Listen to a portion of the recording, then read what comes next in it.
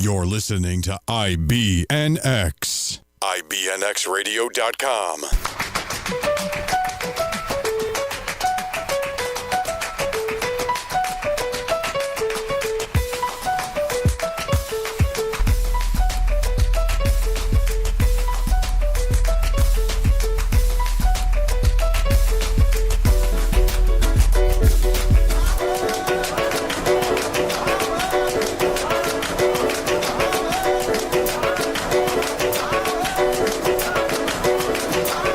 All right, good morning, everybody. This is the Leadership Blend, but it is not hosted today by Ricardo D. Rice because I'm in training. Yay! So, good morning. It is Monday. It is December, and the first Monday in December, which means that 2018 is almost over, which is actually kind of sad to me. Well, I mean, the year is pretty much gone. So, I mean, FYI, this is me. I'm just on the other side, so everybody can see the show. You see me sitting on the opposite side, which is kind of cool. I think I should. Like it? I kind of like it over here. And Erica's over here sitting beside me. So, Erica Wright, say hello to the people. Hey, how's everyone? Erica Wright is our guest.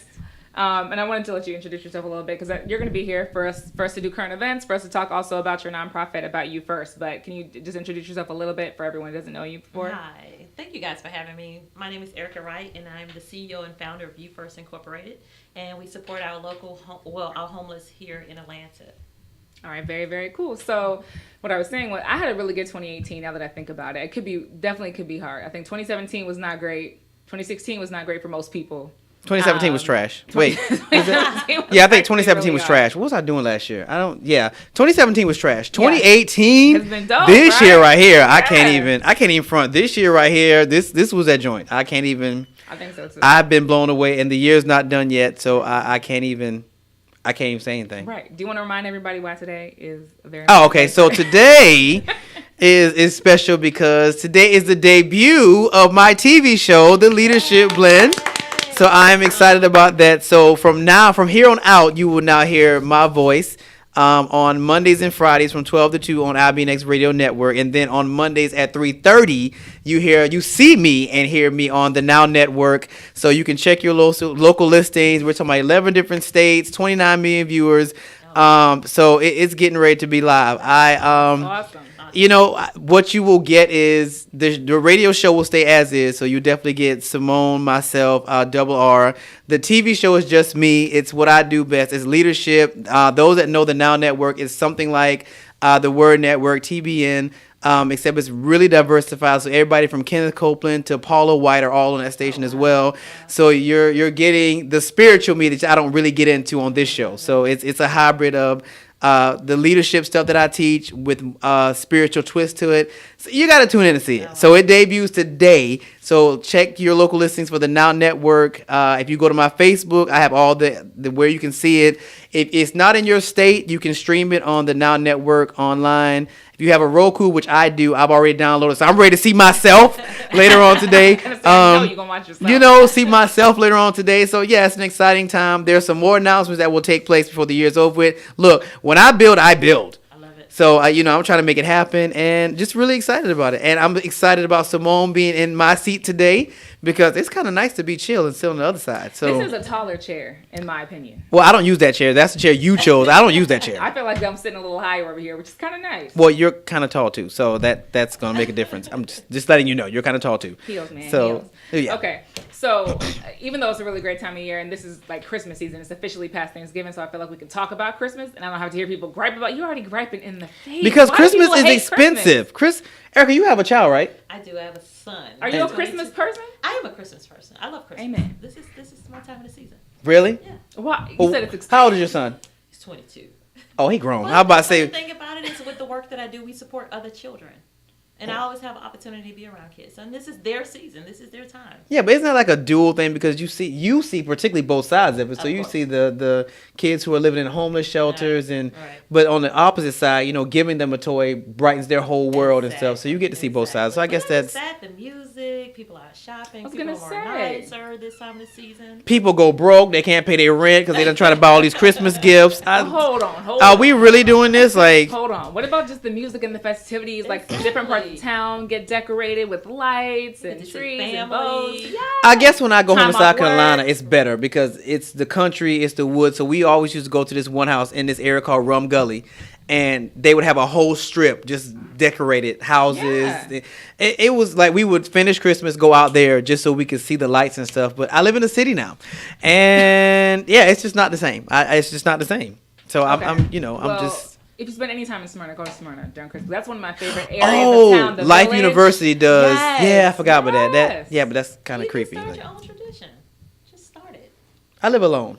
It's Who am I okay. starting a tradition with? Oh, You can just go He's buy the your Grinch. first ornament for your new show and just. right. And I know you're gonna have a Christmas You're theme on the Look, announcement. let me say this. I am not a Grinch. Right. I just, now that I'm older, I see it from all sides. I'm like, oh my God, it's Christmas again. Now I got to buy gifts with money I don't have, What about especially receiving? now. You know what? You don't receive enough. Is that how you feel? Yeah, exactly. You know, the older you get, the less you receive. So it's just like, I don't, that is not, now I buy more gifts than I I get. think you should do something different this year. I think you should maybe go out and do an outreach, do something different. You trying to get me to volunteer with you? Yeah. You probably listen. I was gonna say this time of year, you know, despite all the problems and especially all of the poverty that's in the city of Atlanta, this is supposed to be the most giving time. Like Giving Tuesdays in November for nonprofits, and this is the time most people I think do give. Yeah, do good. Even if it's just financially, they're like, okay, it's the end of the year, so what am I gonna give? You know what I mean? Right. I suppose. Like I said, I'm not bowled over, but I'm not a Grinch. I'm just like, I've gotten older now, so I just feel like I give more than I get. And my parents fight with me about that all the time. They're like, you are the laziest son. You always come home empty-handed. And the running line, which actually, this might be the best Christmas before I get rich, which is in another year. Because now, you know, before it was, well, don't worry about gifts. I'm going to buy them when I get rich. And it was kind of like, whatever. Now worry that I have about TV gifts. and radio, everybody like, oh, so this actually might happen. Wait, so wait. we'll give you another Wait. pass. When did you start saying that? Oh, I've been saying that for like a good 5 years. So for 5 years, you tell people just don't worry about it. Yeah, just don't worry about it. I got you. Especially my mom. I know you want a new house. I got that. Just let me do what I do, and we can get there. It was like, you know, we know you do some things, but Now it's like, you know what? Ricky might actually do. They call me Ricky. Ricky might actually get this done. Like when I go home now, everybody's like, oh my God, you got a radio show, and now you got. So now the pressure might be a little off. So I might be a little happy this Christmas. You know what? There's a spirit of Christmas. I think we need to have a spirit of Christmas conversation at some point closer to the 25th, because this is all materialism. You know what I mean? You're going to the Now Network, so you can talk about Jesus and Christmas. That's right. You know what I mean? It's supposed to be about something. My show's a leadership show. I don't even have to touch Christmas. Okay. But I want to talk about this time of year because in Congress, this is actually supposed to be a sleepy time with like a couple of surprises. So this is the lame duck session. And we talked a little bit about what to expect this session, I think, on the last couple of shows.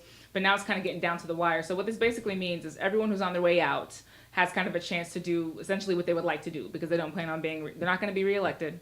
So whether they're retired or whether they're not going to keep their seats in Congress, this is usually the time that people will try to push forth the most not extreme, but the most unconventional pieces of legislation. Like if you were going to see a weed recreation bill, it would probably be right now. Like, so you can use recreational marijuana during this session. If you're going to see something about, pushing forth a human rights bill, you would see it during the session. So the First Step Act is on the ballot. That's criminal justice reform that I hope may be voted on in the next couple of weeks. But they've also talked about the wall, and the voters, I think, Trump's still voters. talking about the wall? Yes. In fact, Trump, I think, just over this past weekend was saying that he's fully prepared to allow the government to shut down if they cannot fund the wall. So, Seriously? Yes. Congress always has to approve these sorts of expenditures, and this is not an inexpensive expenditure at all.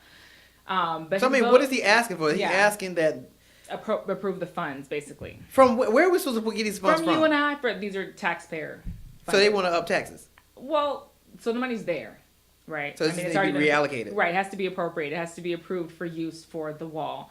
So, and a shutdown is something that I think since 2013 has been almost like you hear it in the news all the time, but it used to be very rare. Like there was a time where this wasn't a regular conversation. Now it seems like every year, literally calendar year, they're like, okay, we're just gonna have to shut down if we can't come to an agreement, because it's just become such a stalemate. And now that the Democrats have control of the House, or will have control of the House in January, I think we're going to see a lot more of that, because the House is what approves budgets. So Democrats are going to be constantly on this campaign of, well, we don't like, you know what I mean? Like it's going to be a lot of headbutting. So Yeah, but there's a lot that goes. So go into what happens if the government shuts down, because that affects all government employees, right? Absolutely. So down to, I mean, you're talking about post mail, you're talking about health services, especially for government-run hospitals. You're talking about other sorts of government agencies. Think about child welfare. Think about roads, transportation. I mean, people aren't getting paid. So how long we actually ugly. survive if it's shut down? Like, I because that's mean- not going to happen immediately. Like, the post office is going to be shut down tomorrow if we have a government shutdown. But how long are we looking I at? was gonna It say. actually will be. And when they shut it down, that Mhm. means everything stops. Yeah. So people are not able to purchase items if they are waiting on their check from the government because the checks won't go out. And it's one of those spiral things that just trickle down to everybody, and it affects us all. And I am so tired of politicians using us as pawns. Yeah. Because that's exactly what they're doing. So everybody wants to get what they want. Right, and think about parks and zoos, and think about like in any job that you have, how much work is waiting for you when there's a break. So if a government shutdown lasts, I think the longest one in recent history was a little over 20-something days. It was almost a month. So imagine like a zoo unattended for a month, Exactly. and then going back to work. I mean, people I think would just be ready to quit at that point. So, Well, I mean, is this before or after the snakes and the elephants rummage and kill all of Well, us right, I was gonna say from right. nobody wrangling them on a day-to-day But it's- basis? I mean, even with travel, think about a place like Atlanta. People that come to Atlanta to go to various different places, museums and so on, and they're shut down. People have put this on the calendar. They have planned for this vacation, That's and true. they get here Yeah. and they can't even go to the museum because it's closed down because people are making decisions based on their own somewhat ego. Right. Now, what we haven't seen is how this affects like local law enforcement, like local safety authorities.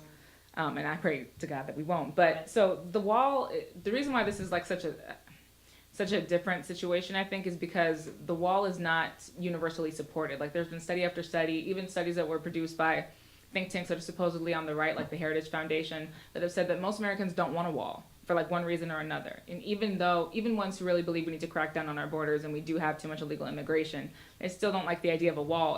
There are people who believe it's going to be ineffective, for one, because there are other ways to get here. There's people who just feel like it's going to be way too expensive. And I remember I said very adamantly when Trump was running as a candidate, President Trump was then a candidate, saying, I'll pay for the wall myself. I'm like, no, you won't. No. You have no idea how much this is going to cost. And then when he said Mexico would pay for it, and we got the middle finger from then President Calderon, I was like, yeah, nobody's paying. We are paying for it if there's going to be a wall. Well, it's the concept when you say America and a wall. I just Right. feel like it's an oxymoron. Like those things are just not. They don't go together. Like we're not that place that we turn folks away and don't find a viable solution that we all can live in.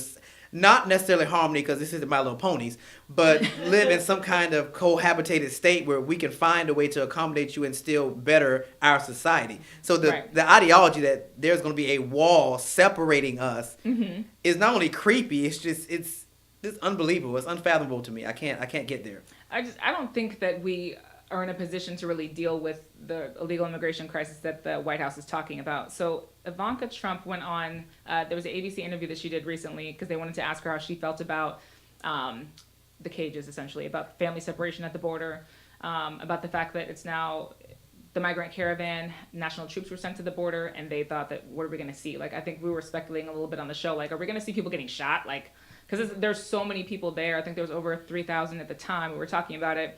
And over the Thanksgiving holiday, it seemed like the whole caravan had been held up in like Mexico City because Mexico finally agreed to try to stop the caravan from approaching the border. And then they were like, I think the Saturday after, they're like, they're making a move. And then that's when even more troops came. And my first thought was just kind of like, okay, is this going to be something that we can control, or is it just out of control? Like, how do we do something about this, or how do we kind of decrease the flow of people? Because in the few strategies that we've tried, we've ended up clogging up our court system, or ICE has, because people are now waiting to seek asylum. He's told people they can't seek asylum unless they go through an approved port of entry, which to me, the idea that you have an emergency, you need asylum, means that you can't get to a specific location. You just need to get here if you can get here and seek asylum. So it's I don't know. It feels like, are his voters going to be okay if he can't build the wall? Or does he think this is going to cost him something? Like, that was his campaign promise. He wants to keep his campaign promise. But I don't know if he can. And if he can't, like, it's possible his voters ride with him so hard that he doesn't have to. So maybe he should just let it go. What happened to humanity? What happened to people being able to just be where they would like to be according to the right place to, the right things to do that they need to get into America, right? So why don't we use that money to set up something to do it the proper way, to vet people properly, without just being so cruel to just turning people away, no food, no place for them to be. It's gonna say, because at the point that someone's at the border, they're already in a really dire situation, Yeah, because they didn't come with a house and a car. And and how many people have Exactly. died that we don't actually know about? Because Right. we're talking about numbers that we can't even really comprehend in our head. We just see a few pictures on the news, but what's really going on over there? Well, I mean, but like you said, it goes back to this whole humanity thing. I'm just like, I was doing something the other day. I was like, I saw something about dogs. And I thought about you, and I was like, so we will care more about feeding. Oh, I was at work, and these ladies, they had a whole spread, and when it's over, we don't really let them take food, but they asked, and she's like, well, can I take some food to my dog? And you thought, So let me get this straight. The first thing you thought of was taking all this good food to your dog, when most of the time I think we take the food that's left over from our events and we give it to some shelter that does something. It's food, like Right. good food. The only thing you thought of was to feed your dog with this food. That's the first thing you thought of. Yeah. And I kind of looked at her like, have we gotten to this place That's a whole that we nother- care more about the life of a dog than we do humans? Yeah. To this place. As a matter of fact, I saw in the news a couple of weeks ago that these kids, and I think it's a great idea, they were opening up a shelter for animals. We don't have a shelter here for our homeless community. No, I literally saw a man sleep. I know I pass it all the time, but I'm usually passing it on like 95 or something. He was at a stop sign, like somewhere near downtown. I don't know where I was. Anything beneath Cobb, I'm a little hazy. Lord. I'm just saying, gotta get to I've that only lived there. somewhere. But I'm like, I was literally at a stop sign, and he was literally laying on a cardboard by the stop sign. He had to be an older gentleman. But we care more about the life of animals than we do of humans at this point. Have we really gotten there? And if we have, that's a scary place to be. Strong ethical. That's a very growing argument, and it's Now, I'm not knocking the dogs. I don't want nobody to say Right. Ricardo I hates the love dogs. dogs. I love a good puppy. But I can't say that I'm willing to place a puppy's life above somebody who's literally living in the streets, especially when we know there's kids, a lot of times that are joined to parents. I was gonna say as a part of the care. I can't say that. Like I don't think I'll ever be there. I'll value a puppy's life more than human. I can't say that I'll ever be there. Yeah. So really quick before we have to go, do you think Democrats would ever approve something like this, or is it just a total? Like, I can imagine a situation in where Trump's got another 2 years. If he can't get it done, like I was saying, I'm sure there may still be time, at least time to try. But would Democrats ever really be able to live down approving an expenditure for a border wall? No, because Nancy's not going for that. Yeah. Pelosi's not having it. She's not. They're just not going to have that. So I don't think that's ever going to happen. But I guess my thing is, did they really expect him to build a wall? Did they really believe that? Like he was going to build a wall? They totally do. And they've had little prototypes that they've shown in different parts of Texas about what the potential sheets of wall could look like. But there's some terrains that you can't build.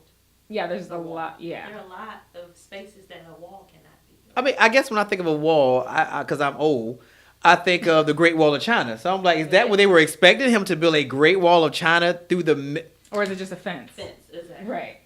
If it's I don't even want to talk about this anymore. This is so ludicrous. The thought of this is just I can't grasp it. Like I could even understood why China was divided by a Great Wall.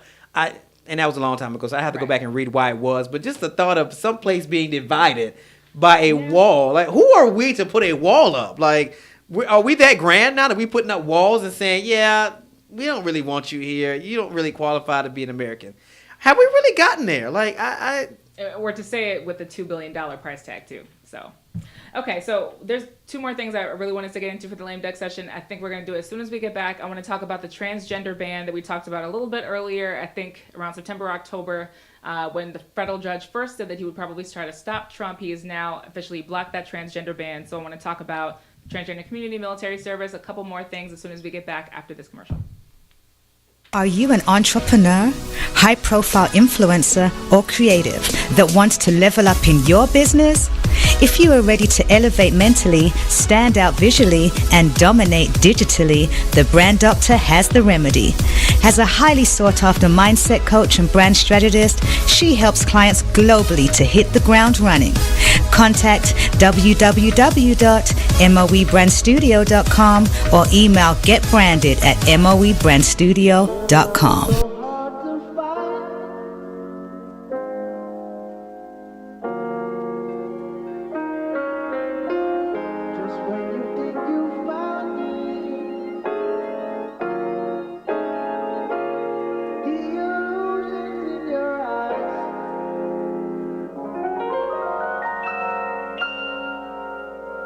That's why I love the moon. Every night it's there for you. It's constant. Unlike these human beings who lie about what it seems to be. You think the earth is where you stand. You're in the palm of someone's hand. And that's why I love the moon. 'Cause it's always there for me. Every night about my window. And that's why I love the moon. 'Cause it's always there for me. Every single night I look outside. It's right there for me. In my mind. And that's why I love the moon, yeah. Because people can consume my love in the wrong way. So I send it up. And night, and night, and night. Real love so hard to find. Just when you think you found it, the illusions in your eyes, it blinds. So be careful where you look for love.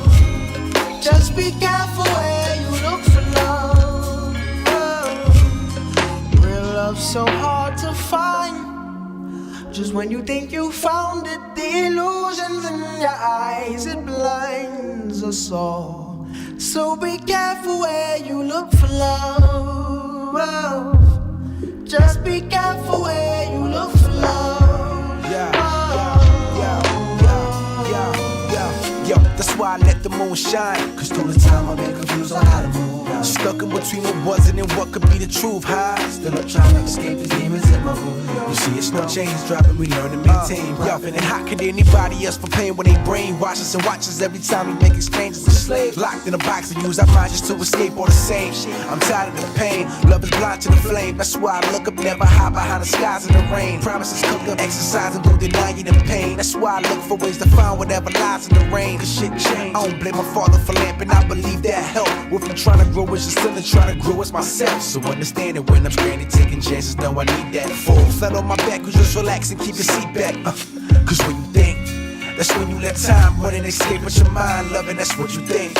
So what you think? If love was easy to find, we wouldn't need it to complete our lives. So Peace to the moon, peace to the stars, peace to Saturn, and peace to Mars.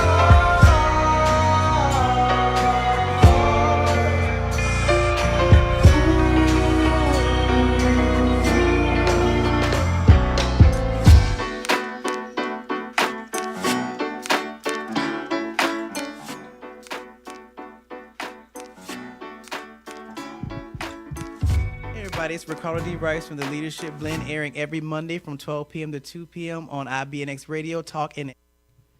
All right, hey everybody, we're back on the Leadership Blend, being usurped by Simone Cherie for today. Ridiculous. Absolutely ridiculous. And I'm with, say your name. Oh, Ricardo D. Am I a correspondent today? Say your name. Ricardo D. Rice. And guess. Erica Wright. That just All felt right. really weird. Like, I don't, Right. That's when it got weird. Like, I was fine until we got to that point. So I'm telling you. okay, well, I'm on the other side today, so I feel empowered. So let's go. Let's Yeah, get so this thing Ricardo's going. on the other side for anybody who just joined while we're streaming live. I am hosting the show today, so we're going to cover everything that is been in the news and that's been on my mind today, and we're going to give everybody's opinion, and Ricardo's already agreed that he will be full and honest. Whoa, wait a minute. and Wait a blatant minute. and No. transparent. Because I know you. You like. I Then feel when during you the break- said that, you set me up. Because see, she asked me before we went on break. Oh, so you seem really opinionated today. Yeah, because I don't have to moderate today. I can actually just be. She's like, oh, so I can ask you all kinds of questions. Wait a minute. What you not about to do is set me up. So So here's my thing. I can still plead the fifth. Listen, no, you cannot plead the fifth. Yeah, Now, I'm still. you I got still to plead the fifth. diplomatically. Here's the thing: I don't want anyone to get in trouble with their places of employment, children, or with the IBNX Radio Network, who, by the way, are not responsible for any of our opinions or commentary. Yeah, that's for the disclaimer. Okay, for the disclaimer. Okay. Nobody is responsible, right? But I think it's very good to just give your full opinion and to make sure that we don't miss something that's incredibly critical. Fine, but I still can plead the fifth. I don't care what you're saying. I can still plead the fifth. So getting back into to your president here. So President Trump. Oh, so now you're my president. Yes. We Aren't talked you about- Republican? I was. So, Oh, wait a minute. hold on. We've talked about this before. I'm not going to go into depth. I'm independent as of 2016, as of May 2016. Independent. Oh, okay. Right. Totally independent. I have my opinions on both sides. But getting back to the transgender military ban, national defense is kind of it's a very important issue, period. But I feel like it's probably something you'll see the least amount of headlines about, especially right now. Like you hear a lot about the trade war when it comes to foreign events, but you don't necessarily hear about national defense. And so when Trump announced that he wanted to officially kind of ban transgender people from being in the military, obviously a lot of people were very upset about it. He cited like body dysmorphia and the potential cost of health services for transgender troops as a reason for doing it. And other people also kind of cited morale, and they really believed that it was important that culturally within the military that everyone was kind of on the same page, and whether or not it'd be a distraction to have transgender troops. Well, a federal judge has actually blocked the order that President Trump initiated so that transgender individuals can serve in the U.S. military. There's estimated to be between 6,000 and 11,000 people who are active or reserve in the U.S. military that are now being allowed to join. So it's basically like going back to the rules under the Obama administration, which was, when he got rid of Don't Ask, Don't Tell, that was a big landmark historic time. So what do we think about? What's your thoughts? Well, I think anyone who signed up to serve this country deserve to do it the way that they see fit. I think the world is definitely changing, and I think we have to actually look at people's views. Because believe me, if I can lay down and go to sleep at night and rest well knowing that someone is protecting me, whether he or she wears a skirt or a tie, it does not matter to me. Right. I think we're too involved in people's personal space and lives when it comes to Yes. that. I think we're dictating how people should live their lives. I'm actually going to take the adverse on this one, which I didn't think I was going to until you said why he felt that way. Because I remember there was an episode I watched of Orange is the New Black, where Laverne Cox's character, which is transgendered and was in a female prison, was in need of a lot of medication that they could not get her because it was the confines of the prison medication thing. And I was like, So to think about that, that is a point. But we're spending money for a wall. If he can get it. But I'm just saying. Now, if he can get his wall. We spend money on what we want to spend money on. That's all I'm saying. No, that's true too. But what was the other point? You said it was the money thing, and There it was something money. else. There was something about cultures. So there was a previous Secretary of Defense who did say that he believed that in general, as far as the military goes, and he was really talking about the Army, that he does believe that culturally speaking, it was a distraction, that there were transgender service members, that could pose a distraction. For the same reason people used to argue in favor of Don't Ask, Don't Tell. They were like, we need our troops to be focused. There are lots of biases, et cetera, that exist within our culture, but in this one area, we really can't, afford to risk our national security in lieu of diversity training. We really just need to make sure that they can do their jobs, and that was kind of the argument. And it was. I think you're getting the branch. Have you been in the military? No. I know. I thought you was in the military. I think you're getting the branches too. Like there's certain levels of camaraderie in the different branches. I've seen it, and I've heard my friends talk about it. Like the Army does things one way, the Air Force does things another way. I don't know. I'm kind of on the fence on that one. I didn't think I would be until you presented the size of that. Like that is something to think about because I have a family member like that who was actually transgendered, and we talk from time to time, and I've really been curious to really have a conversation with him because I'm like you live half your life in a body, and then you change out that body. Like there's a lot. I notice there has to be a lot that goes with that. And there's so much we don't understand on the outside looking in from people who are changing genders. I think that is a whole nother sector that would have to be dissected before we say, hey, you guys, you're welcome in. We're still living in a culture where we have to continue to have conversations centered around race, religion, and all of the different things that are coming into the forefront when we are gradually growing into a different world. Literally. So why not have that still conversation? And if that's something that needs to talk about, because right now we're talking about race. We're talking about the hatred that's going on. So if that's another conversation we need to bring to the table, if it's in each branch of government, when we're talking about Army, Navy, or whatever, why not at least have the conversation before we just say, check off, we're not going to do this, and check off, we're not going to do that. Yeah, so I'll give a little bit of background too, just so everybody kind of understands what the history is. So this is the U.S. District Court that basically knocked down this ruling. So Judge Colleen Collar Cotterly basically said that there was not enough evidence that that the military was being threatened or that there's any harm posed by transgender troops. So they essentially said that we can't have a ban on something without evidence. Just like most court cases work, whether it's criminal, whether it's civil, you have to have proof of harm. So you have to have proof that something was done wrong, and there, I guess, just wasn't enough evidence that something was. But the Defense Department basically, they initiated a survey earlier this year. This is a couple months after Trump made this announcement. And they said that they surveyed over 10,000 active duty military members, and a majority of them do believe that transgender individuals should not be allowed to serve. They talked about the potential for tremendous, medical costs. They talked about disruption. And this is about serving in any capacity, mind you. So it's not even a question of what branch they should be in. This is a ban on any transgender person serving in the military. It doesn't specify whether or not they are pre-op, post-op, considering. Yeah, I feel like stuff like that. Like it that doesn't. kind of stuff. It's a blanket ban. So it doesn't even. And but an estimated 1% of transgender troops, we said 10,000 estimated, do serve. Only 1% have had the surgery. I don't know how many would be considering, but the idea is, okay, well, this is a very small minority of people who identify as transgender, who would have, as far as the medical cost argument goes. Now, it's weird because traditionally Republicans don't care how much something costs when it comes to the military or defense. They're like, spend it, troops. So the money argument, the fiscal argument, isn't very strong to me. Yeah, that's not even the part I'm really. That's a small, minute part of it. It's the right.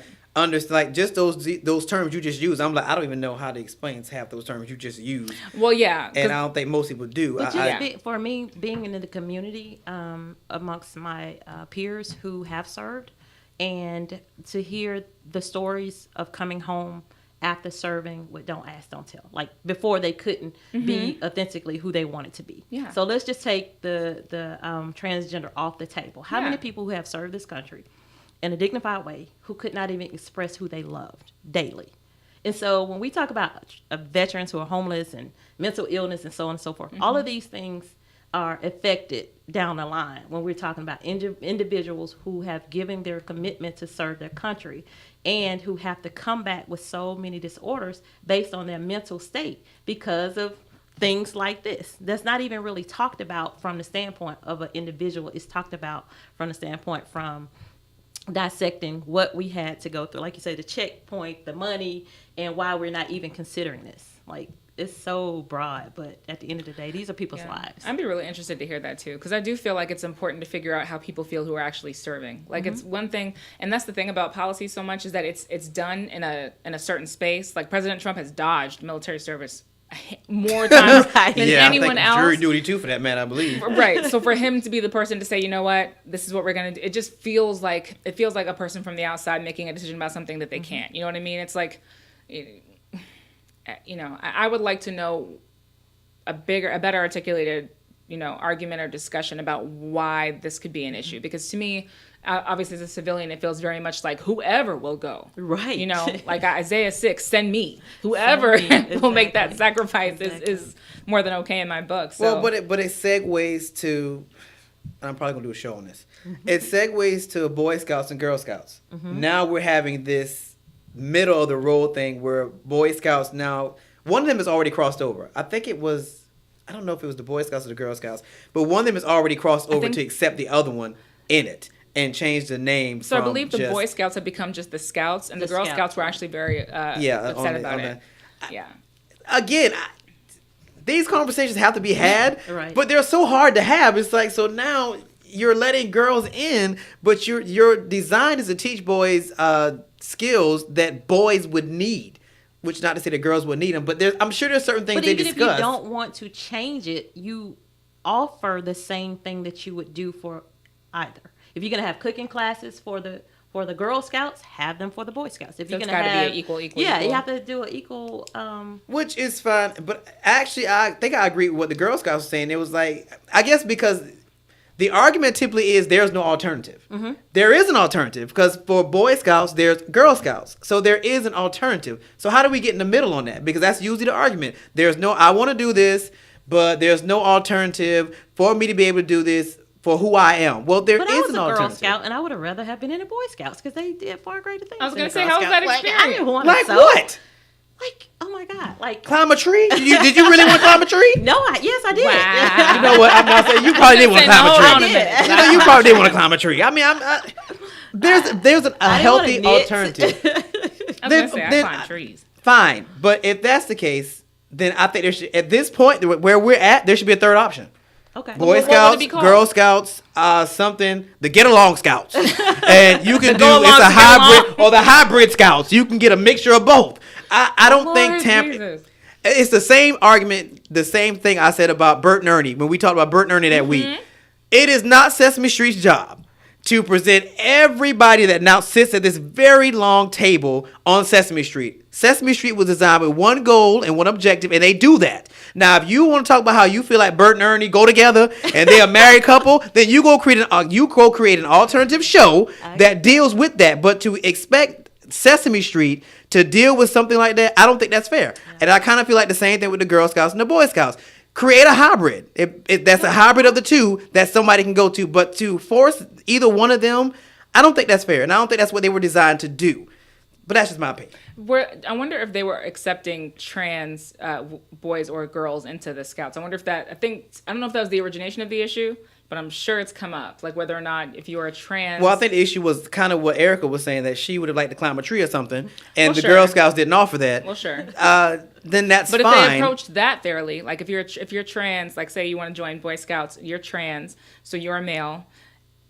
Is that going to be an issue? Like, as long as there's full acceptance, I feel like you could probably keep it going. But if there's ever a situation where they're like, well, listen, whether you have to be biologically male, then I'm like, okay, well, you're probably going to lose this But argument. again, some of these things are more than just discussions. Some of these things have to be like more psychological to understand the needs of. Because for you to tell, because I had a party one time and one of the, I think it was a girl who identified as a boy, and I divided them up, girls and boys. I couldn't tell the difference, but she was like, well, I think I called her a girl, and she's like, well, I'm a boy. And then her parents were like, well, she's actually a boy who identifies as a girl.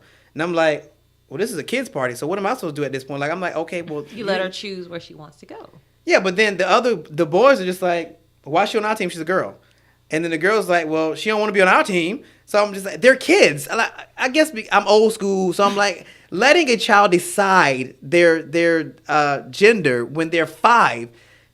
Well, here's where this has come up too. This has come up in athletics for high school because high schoolers are technically minors, right? But there have been trans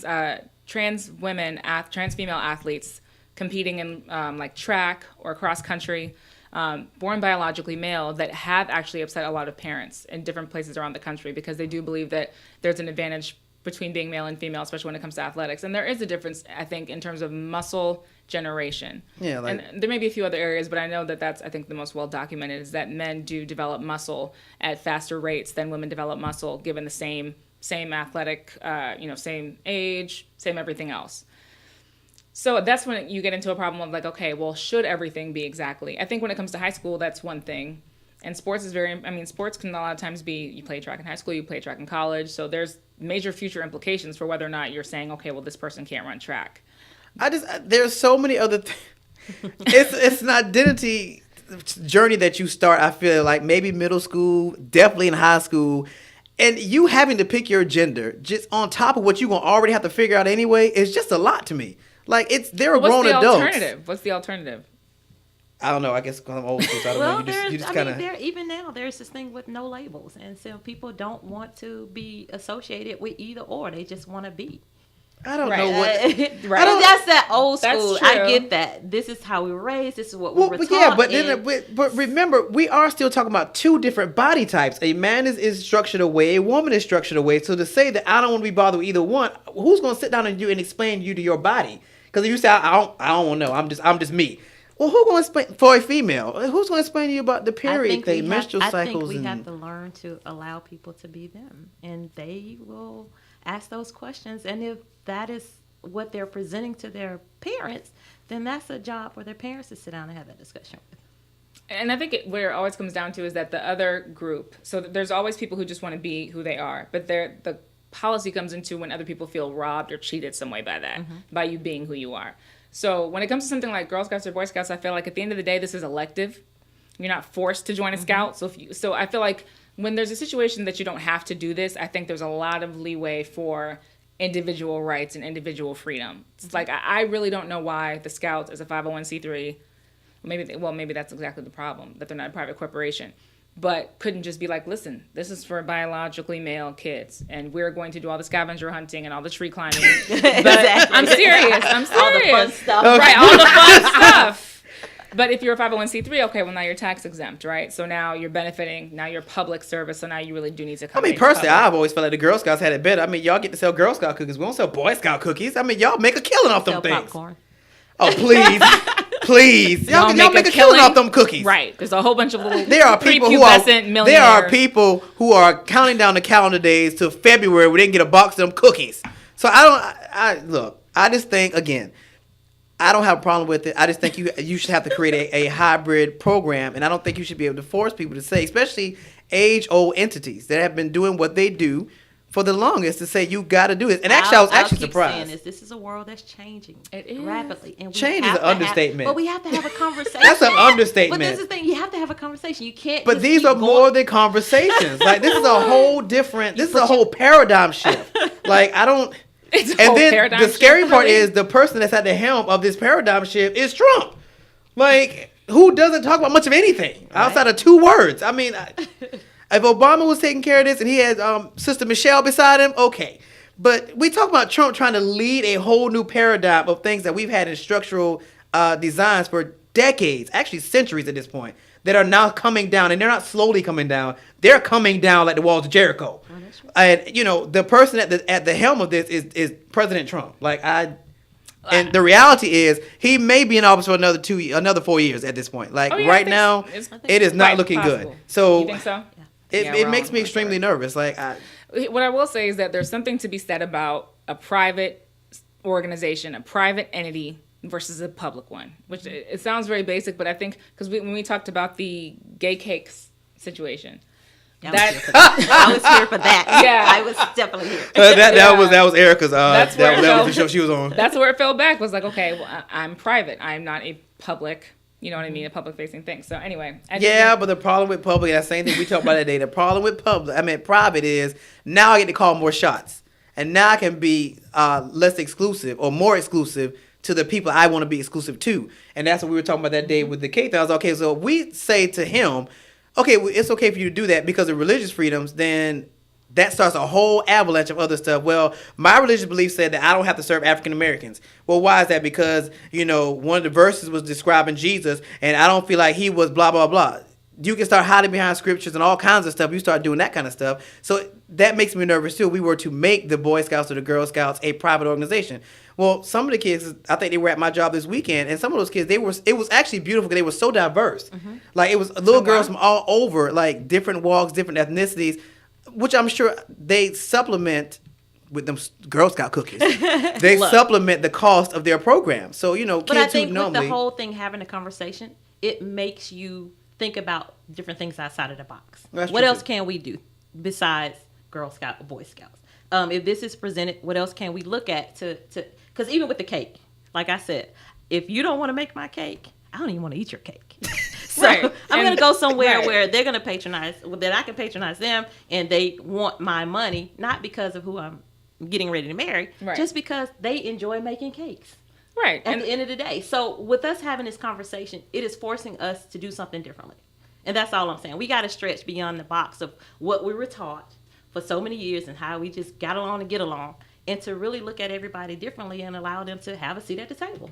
Yeah, but like I said before, that table keeps getting longer and longer because all kinds of people want to sit at the table. Okay. That is true. You can have 100-foot table with all people eating. So you gonna start serving dinner. She's like, I don't want bologna. I don't eat I that. want ham. It's okay. It's like, well, I don't want ham. I want kale. I don't want kale. I want Caesar. But you know where this comes from? And this is just, that's, I think, a really good segue. I think this comes from the fact that when you don't have what you need, you got to create it, right? So Exactly. you got to innovate. You got to find, if you want to be a hybrid scout, which I hate the word hybrid when it comes to people because it makes people sound like gizmos. But you basically have to create. People mixed.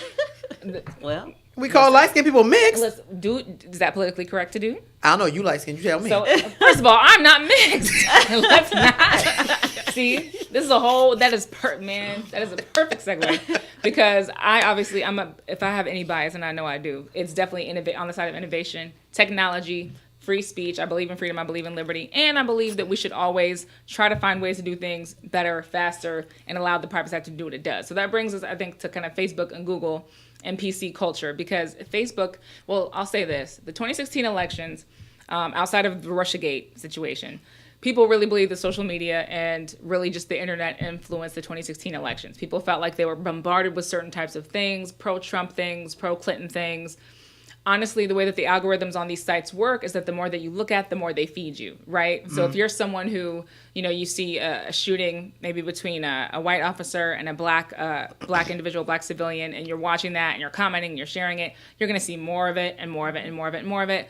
And vice versa, if you're maybe conservative or Republican and you see someone burning a flag and that burns you up, you're going to see a lot more flag burnings because it's just they're looking for you to stay on those platforms.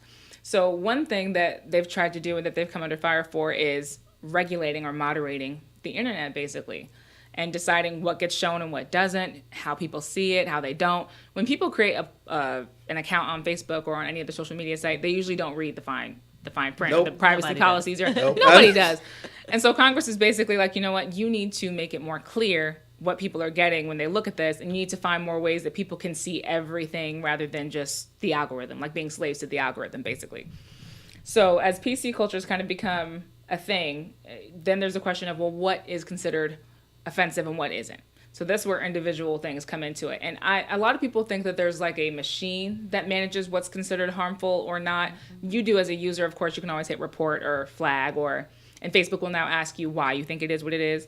But there's actually people doing that. There's 150,000 people who work all over the world who are censorers, literally, for these sorts of platforms to decide what is and what isn't. They're doing a study about how this affected 2018 because they want to see if it changed the way people went into the elections, if it changed, their voting patterns, or even if it just kind of changed their sentiment. But I really feel like there's a growing issue or a question about whose job it is to tell you how to feel about what you see. Do you know what I mean? Like you're the user, you're the consumer. You can only be as riled up as you choose to be. But other people say that is not the case. That, you know what I mean? Like if you're fed these images, then of course you're going to react that way. Well, I don't think you can filter that. I just don't. I mean, we're in a society now where we see what we see and we react based on our emotions of what we see. And a lot of times we view videos, pictures, and before we dig into what's really going on, we've already concluded what we thought had happened. So therefore, it's no going back to change someone's mind. And I really don't see they can have as many people as they have following it. I don't see a change in it.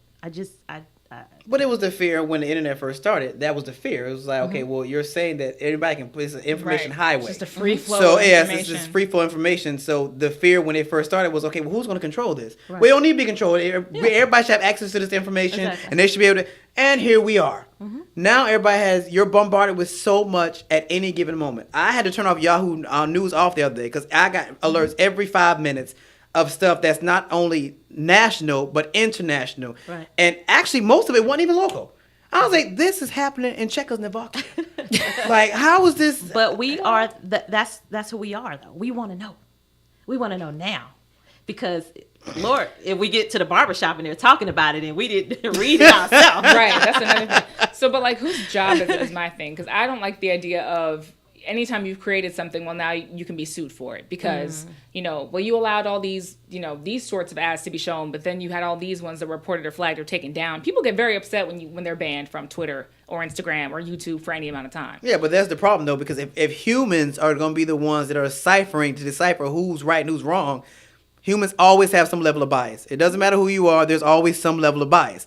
So unless we gonna find, you know what? I'm not even go there because then that's gonna segue me to Amazon. And I know how you love Amazon. Because I was about to say, unless we gonna find some artificial intelligence that's gonna be able to decipher based on. You can't even do that. But you can base it on words or phrases and stuff, but you can't even do that because that's still some level of bias. I don't. I'm with Erica. Ask, are you a robot? Are you a robot? Right. And do your That's captions. what that question is for. Yes, are you a robot? Because The captions I fail all the time. So there is a way that tech companies are doing this, but we're going to get into that a little bit when we get back after this short break. You'll come right back to Leadership Blend. You Start by Simone Cherie.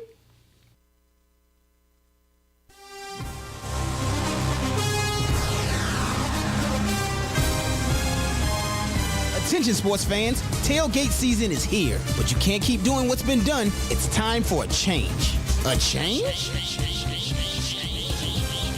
Yes, a change. This year, take your tailgate game to the next level with mobile tailgate parties. That's right, mobile tailgate parties. Throwing all-inclusive tailgate parties since 2011. What? All-inclusive? Yes, all-inclusive. Rent the ultimate tailgate party trailer for the day or the weekend. We'll even travel out of town to do your party. Throwing the best party couldn't get any easier. Our fleet of trailers range in size and price from economy to deluxe. Each trailer comes equipped with a large screen TV, coolers, audio connections for music and amplified sound, satellites to broadcast your game, a grill, and the ladies' favorite part, a private bathroom. No more porta potties for your guests. Score! Or upgrade your experience. The deluxe tailgate experience could include event consulting, a grill master, Green Egg Grilling, multiple TVs, tents, chairs, a DJ, host, and more. The big game is coming, so get your free quote today at 678-516-1312. That's 678-516-1312. Or visit us on the web at www.mobiletailgateparties.net. That's www.mobiletailgateparties.net. Be the envy of the lot this season with mobile tailgate parties.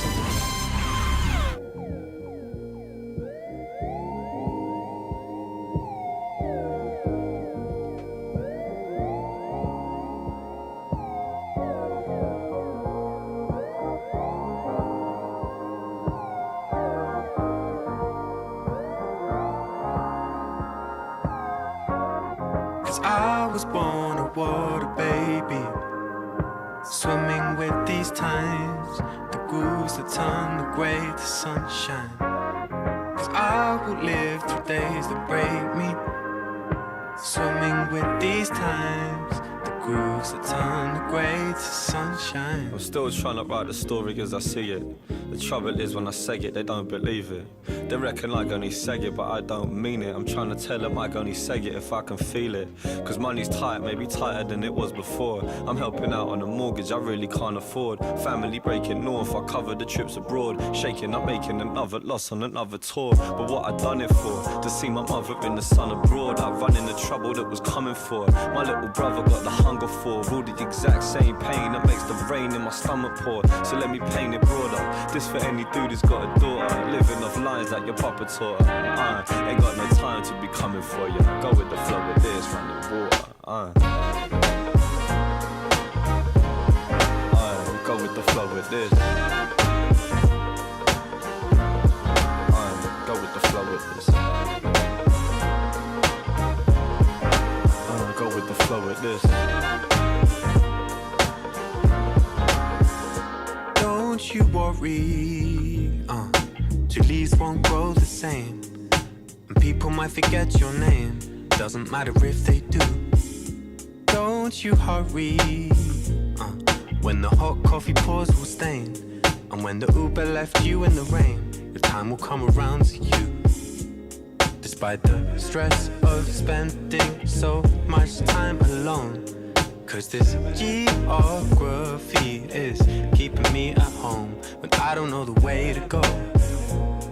I move with the flow of this running water, this running water.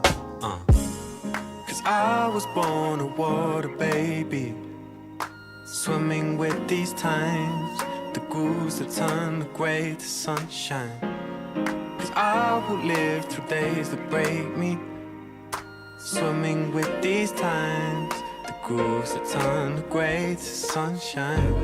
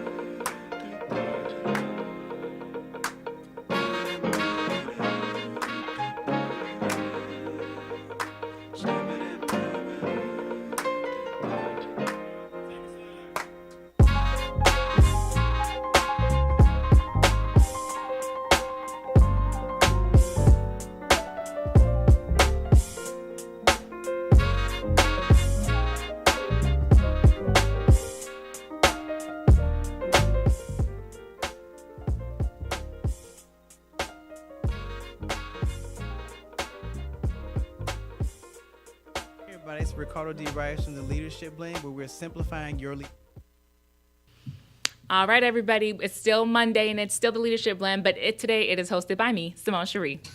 So thank you for hanging in with us so far. I feel like I should feel some kind of way about that, but I don't think I do, but I feel like I should. Here's the thing.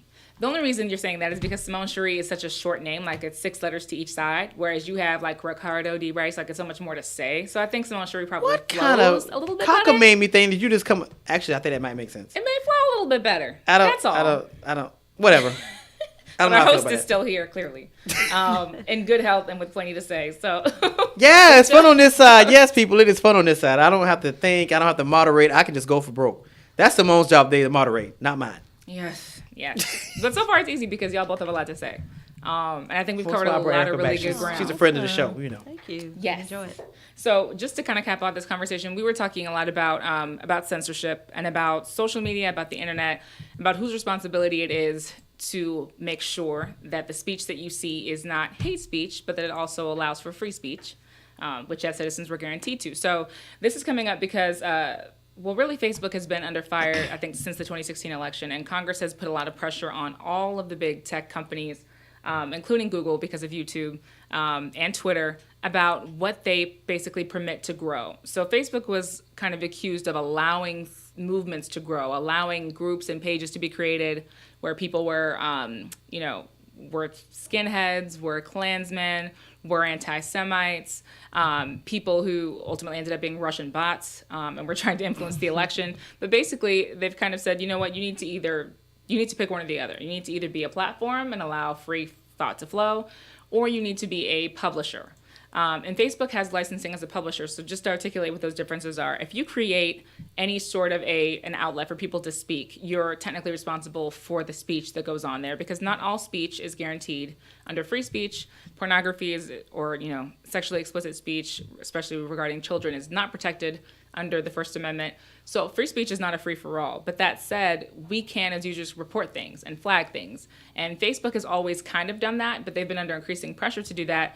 And Facebook alone hires over 150,000 people around the world to regulate its sites, basically. All the pages, all the groups that you can throw up every other day. The content that gets uploaded to YouTube can also be flagged, but it has to be reviewed by people because these algorithms, the way that they're created, you can't also create an algorithm to beat.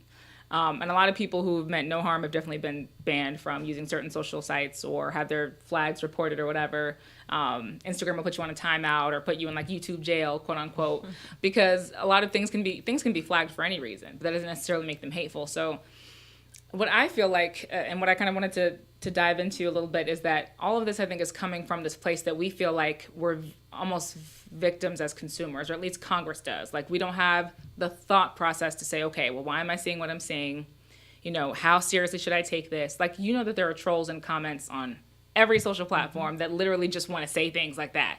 That will go, I hate to use this example, but like, especially if you're seeing something tragic, if you're watching a police shooting, which those seem to always go viral, you'll see people will go in those comments just to say like, oh, good, or, that's what he gets, just sick stuff. But they do it on purpose. Meanwhile, now, the platform is basically under fire for promoting hate speech when really it's just, a handful of people or a handful of machines. So I think you probably need people to do it. I don't know how many people. I don't know if you can hire enough people to do it. Again, but people are biased by nature. So you're going to get into, well, why was I flagged and why wasn't she flagged? We had the same post, but I use different wording. Like, it's. But even the people who are making the decision to remove posts, what are their bias? Do they agree with the comment, or would they really take it down based on what they feel? Right, or I was going to say, some people just report things that Trump says. Right. Like, so that's a bad example because just throw the whole thing away. Just throw the whole internet away. Maybe a lot of his just stuff. Throw the whole internet away at this point. Like, just throw it away. But yeah, we can give encyclopedias back. We can put books back in the libraries. Just throw the whole internet away at this point. Like, look. But to this credit, we cannot just throw the whole internet away. Here's what I will say. The internet is great for every reason it was originally great. It allows for the free flow of information, and people should be able to voice their opinions on social media. I think that the question is, and I do like Facebook's model of this, is that now when you flag something, you have to be more descriptive. You have to say this is offensive, or you have to just say I don't like it. And now these platforms are getting a little bit smarter to say, okay, well, if you don't like this type of stuff, we'll keep it from you. But I think they really want you to draw the line between what you don't like and what's actually a problem. that's going to require people to think. Which yes. We're increasingly more becoming less thinkers and more just layers. He is so dystopian. Like just lay around. Like it's the craziest thing to me that we don't want to think. We don't. But I blame all these other stuff. And I told you, Amazon is one. It's a monster. Grubhub is one. Grubhub. So now I don't have to leave my house to get food. Grubhub? I don't have to leave my house to get food. I can order from someplace. Now the funniest thing is what you wanted. Huh? This is what people want. It is. I know, and now they want it fast. They want it. So you think we could think better if we had to go shoot our own food or chop our own food? Okay, that used maybe prehistoric. I didn't say that. Like Grubhub was a problem. That's that shade she like to throw. So you just go throw shade at me like, so now I'm Neanderthal. I got to go out there and hunt a rabbit to eat it. That's not what I said. I'm just saying that in our day, we had to do a lot more thinking because things were not easily accessible. We had to do the research. We had to know how to look up words in encyclopedias. We had to be able to go to the library and use a what's the thing called? But Lord, it's been so long I can't remember. But we can't move on. Trying to remember the name of it. What's the name of it? Not index cards. No, when you used to go to the library, you had to pull out the box thing and use the little thing to go through it. Okay, fine. I have to look it up. Erica, come on. I know what you're talking about. To go through what? He's talking about the little index cards. Yeah, that used to be in the the file folder? Is it a card catalog? I think it was a card catalog. You had to use the. Oh God, you so. Yeah, I don't know. In the old days. In the old days, you had to go to the library and go to the card catalog and actually look up the name of the book, pull out this long drawer, and go through all these index cards. You had to put that card back right. Exactly right where it was to find the book that you needed. There was no going to the computer and typing it in and tell you to go down aisle 6 and on the third rack. No, you had to be able to go through A through J, find the name of that book if it was Bears Live. You had to go through A through J, pull out that index, the card catalog, go through there, find Bears, whatever. Look on that card. It tells you where to go. Like, you literally had to think to find a book. Now, you can sit at the desk and go, I want to read this book. And put it, download it, put it on your Kindle, and actually have somebody read it to you. You can get the audiobook. Somebody read it to you. Look, here's the thing. And first of all, I do support libraries because I'm a contractor, work for myself, and I like a place to go, and I don't like coffee shops because they're overrun with people. So I love going to the library to work. And I'll sneak my little snacks in there. That's a shame. First of all, I sneak my snacks in there. The library is saying, now you can talk all loud in the library. Now you can bring snacks. Actually, you don't have to bring snacks. They got a Starbucks in the library now. But you don't have no books. Listen. Here, look, you got me so off track. This is fun. We got to do this more often. Is this what you feel on a regular basis? If I'm not mistaken, I do think it's your generation that did believe we should be trying to do things a little bit easier. Of course. Because at the same time, libraries are great, but there's only so many. The county can only afford so many, and you should not have to, I don't think, commute 3 miles to figure out whether or not this is a lethal chemical or this is. And I mean, imagine how many lives are saved by we live access. in the age of social media like this. You can travel sitting in your seat right now. You can go any place you want to go in the world. All you have to do is punch it in. That's a problem. Next thing we have magic carpets that I can just jump on and go to. But can you imagine we can go to Mars. The children that can't get out of their communities, what they can do with the computer. So I was gonna say this is a part of equalization. You still on my side, but fine, whatever. Well, libraries are created for that. I'm just saying one doesn't have to phase out the other. That's my thing. Like now we're to a point where libraries are fastly becoming almost obsolete. Like, I don't think we expected that to happen. But let me ask why though. Why? What is the innate value of a library if all of those books are available online? Because you get the library experience. Like you have to go use a card catalog and be able to decipher how to go down an aisle and use conceptual thinking. They teach classes in the library on certain things. The library is more than just the books. It was a building that housed education outside of school. It was like a supplemental. Technology changing the way it is, even with jobs that are coming right here in our city. Yeah. Like, they're not telling people to walk down the aisle to go down there and get something. School They're like, is listen, online. Exactly. Now you have to walk to get up and get the Amazon package on your front doorstep. Right. So you can walk.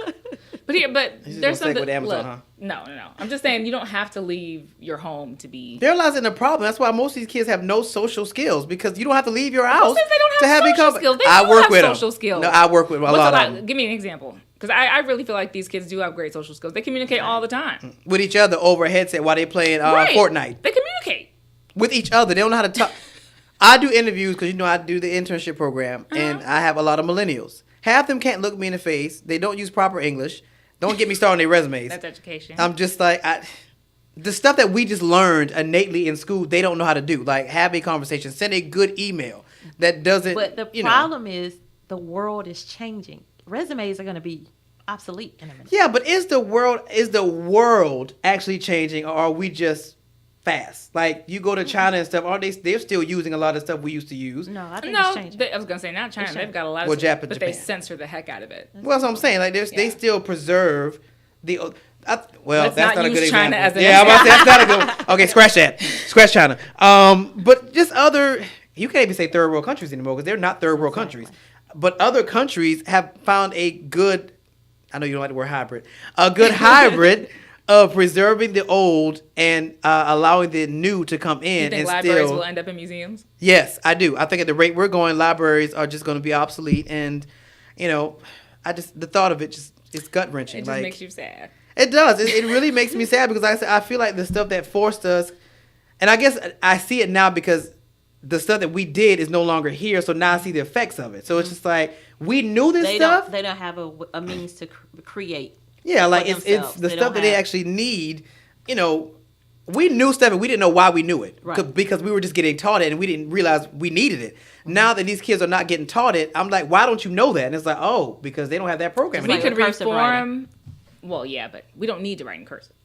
Yes, you do. You have to sign. That's the thing. You don't, though. That's the big. I'm glad you brought that up. But I say that because the first response you said, we don't need that. And that's where we are in society. Yep. Mm-hmm. We depict what we need and what we don't. But at the end of the day, what if that child wants to do, like we were just talking about the iPhone? Like, I'm so a fan. I know you're not. I'm not. But we're talking about when you Can we use a better example? No, but I'm just saying when you do Steve Jobs' bio, and you go back and look at how he did the calligraphy. And that took a lot of skill. It took a lot of insight creating something different than technology that we've seen before. So if we dismiss those things, we don't give kids an opportunity to broaden their horizon, to think differently outside the box. So well, it's the opposite of what everybody's argument is. Well, the kids should have more options. Well, when you take away some of this old stuff, you're taking away some of their options. Yeah. So now the only thing you know how to do is write and print.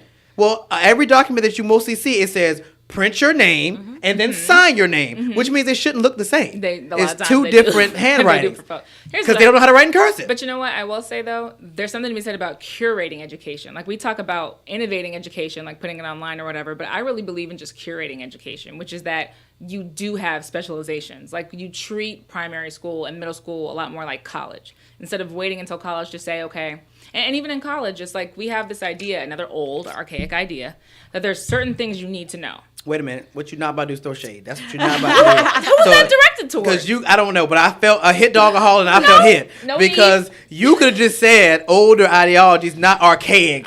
Okay. Old archaic. Well. Watch your words, Simone. I know you're in my seat, but watch your words. Okay, older ideologies. Basically, it's just the older institution, this idea that you need to know certain types of knowledge. And then if you get to college, if you have any other interests, you can just fill those up with electives. And it's like it should really be the other way around. You should really be spending your time focusing on what you're interested in, especially at that age. And then if there's room for anything else, I mean, at that point, you're paying for your education. So why is there a mandate core curriculum? Like, I still feel like we give some of these kids, because in essence, they're kids, too many options. I liked it when we had this. In elementary school?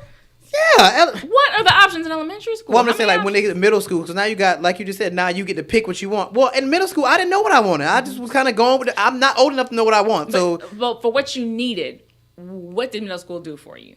What do you remember from middle I didn't school? go to middle school. I just put that disclaimer. How did you not go to middle school? K through 7. 8 through 12. Oh. Well, even 6th, 7th, 8th grade. Age, right? I'm like, wait, what? First of all, asking me this question is not fair because I'm almost 40. So I barely remember high school, let alone middle school. I'll take high school too. I want to know who said that these are the things that you need to know and why there's so like what's important is relative because it's based on what kind of world we're living in. So are these things still important? I don't think they are. And I don't think that the core of them, 6 hours of your day for 12 years of your life, is really being reflected with what kids need to know. Well, actually, okay, so fine. Let's go to, there was a show called Revolution that had a really good season, and the second season kind of fell off and got canceled. But the concept behind Revolution was all electricity went out of the world. And they had to go back to the archaic times. And to see people who could not survive because they knew nothing about the archaic times brought a perspective for me. I was like, yeah, we can innovate, but we still need to preserve. You can innovate stuff, but we still should preserve stuff. So if electricity does leave the world, we still know how to do certain things. Because right now, if this were to leave the world, we'd be up crap creek. That's true. We should, because we don't know how to. We didn't preserve anything. Yeah. If I could, like, if we could just speculate on this, just because it's so interesting, the things that I feel like you have to teach or should have to teach in this future state in which that we just focus on what's important. I do think kids need to know about finance. I think they need to know about budgets. They need to know where money comes from. They need to know a little bit about inflation. I also think they need to understand health, like the basics of health, how to take care of yourself, what vitamins are, what the problems of obesity are. I think kids need to know about survival skills. So I do think they need to be able to understand, you know, the difference between your poison berries and your non-poison berries. I do think they need to know how to build things.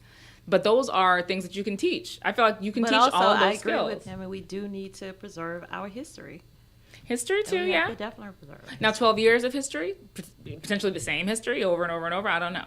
Well, Memorization of certain dates and you gotta places remember, and people. I don't know if all of those. If you don't know your history, there's nothing new under the sun. Right. So if we never take the time to understand history, we're doomed to make mistakes because there's nothing new under the sun. It may be packaged differently and it may look a little different, but there's nothing new under the sun. So I'm just like, if we never take the time to preserve the history and actually teach it, especially African American history, what happens when we don't take the time to, I think a lot of us would sign up to take a class like that. We don't do enough preservation. We're doing too much innovation and we're not preserving the core stuff. I do feel some kind of way, and I didn't take either one. Shop class, home economics, I didn't take either one. Yeah. But the fact that we're dealing with a housing crisis and a labor shortage, if we'd have kept home economics and if we'd have kept shop classes, these kids would be inspired to go, you know what, maybe I don't want to go to college and do technical stuff. Maybe I am good with my hands. Maybe I actually like this. I like fixing a car. Maybe I should go to shop school, or I like welding. Maybe I should go. But you know why there's no room? That's why the girls should be able to go to the Oh my They God, should. Erica, you can go fix my car outside if you really want Good to. point. Good We got point. some trees you can climb up. But maybe there's no room for that because we got to spend 12 years in social studies. Exactly. Good point. Okay. Fine, you can go change my tire. I don't care. Like, go change my tire outside. So speaking. All right, you might want to go Yes, to. I was gonna say. I think we should transition for sure. So Erica, and it's been awesome talking to you for last hour. I'm so glad that you're here. I told you she claims she don't like to talk, but she do. Yes, It's just an illusion. she does, and she's so insightful in all these areas, and she's on the right side of pretty much everything we've talked about, in my opinion. Thank you. I want you to talk a lot about you first. So can you talk a little bit about? In fact, we had Trey Deadweiler here recently, and I want to talk about how important it is not just to. You don't have to form a nonprofit to make a difference, but I also want them to understand what it looks like to actually build something that gives back to the community. So can you talk about what led you into You First? Hi. Well, again, welcome. But thank you for having me. This is awesome. You're my girl in the world of pearls. I love it. 4 years ago, I found myself in a situation pretty much a lot like other people. I wanted to know from the standpoint, talking to God, like, what is there left for me to do on the second half of my life since I've told my age? But through my brokenness and just not knowing where my direction was at that particular time, dealing with depression and a lot of life situations, I found myself in my mom's back room just praying to God. And it was revealed that You First would be born. And I didn't know what it was going to look like. I didn't have any money, didn't have any credit, didn't have a blueprint. And here we are in our 5th year. And basically, God had shown me visions from what I've seen in my past, seeing people under the bridges, seeing people in the storefront. How do they get the simple necessities of life? How do they get back into society? What does that look like? So I spoke about it at church, the church that I was attending to at the time, and I had people to bring the same things that I was talking about, toothbrush, toothpaste, washcloths. And I put them into these little kits, and I call them love bags. And I started taking them out to the community, under the bridge. I met people where they were. And so it started off as a ministry, just, doing a passion, doing my love. And now here we are into a big, full-fledged organization. We are a 501c3 organization. I believe that these things start from the stem of someone's passion to just do the mission, however it was given to them, whether it was through their life situation is something happened to them, because usually now that I'm doing the research, that's what usually happens. Something happens in their life, a tragic, and they're like, oh my God, I should do more of this, and this is the side of the spectrum that I'm on right now, and how do I make an impact in that community? And that's how You First was birthed, and here we are. We just doing and you've served at this point, I read, over 60,000 people, men, women. This year to date, we have serviced over 80,000 homeless individuals. We've traveled this year. We traveled from Atlanta to California. We traveled from Atlanta to New York City. Nice. We've been to Hawaii. We've been to Oklahoma. Wait, when did you go to Hawaii? I went to Hawaii, I think, in June. I wouldn't have came back. Well, I don't know. My aunt lived in Hawaii. Homelessness in Hawaii is I think a bigger problem than most people know. The thing that I didn't understand when God gave me the number of 100,000, because that's what our mark was for this year, to give out 100,000 hygiene kits. I didn't understand what I would see. And so once we started to travel, I started to see the homeless crisis, and I call it homeless crisis in America. I'm trying to do a documentary from all the places that I've gone. And so even in Hawaii, to see the beautiful side of Hawaii, and to turn the corner and see the parks that have been overcome with homeless people who have taken over the park. So what's happening is, let's just say, for instance, okay, California is right next door to Hawaii. They are literally dropping people off in Hawaii.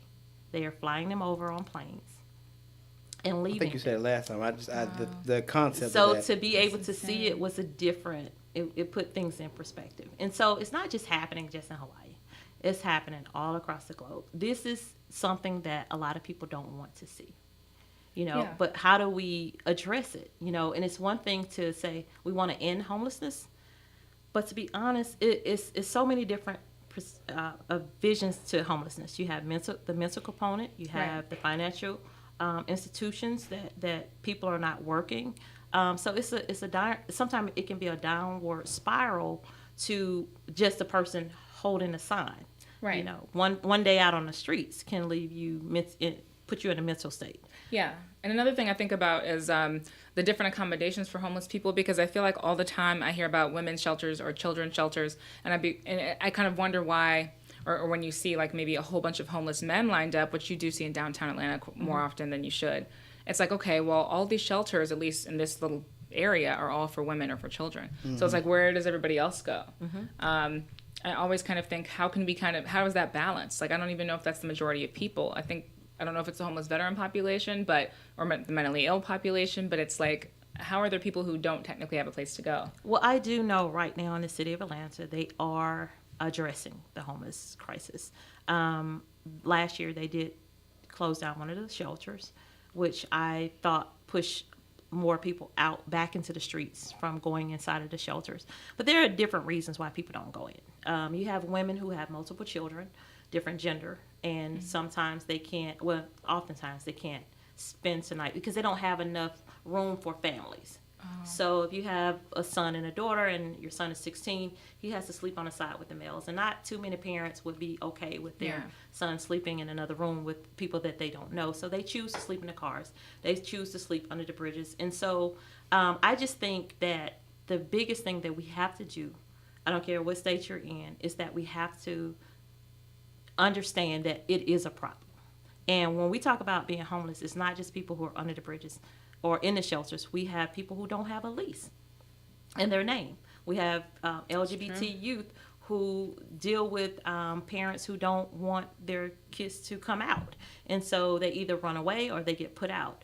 And so there's so many different components to it. I just think that we have to get back to humanity, and we have to look at individual lives where they are, and we need more wraparound services. So even if you have a shelter, what does it look like to come off the streets? You have someone who may have just been out there for a couple of weeks. You may be able to reach that person far faster than you can somebody who's been out there 6 years. I myself have experienced sleeping in my office for over almost a year. And one of the things that I talk about, when I got my place, I slept on the floor for maybe 4 months. Wow. And so my caseworker would come over and she would say, well, Erica, why do you still have this pallet here? You have a bed. But my mind was still in that this is my safety zone. This is my covering. Wow. Even with buying things to go in the refrigerator because I wasn't a hoarder when I was in my own space. I had enough. This is enough for me, and so I don't see a necessity to go out and buy a whole lot of things that's going to be discarded next week.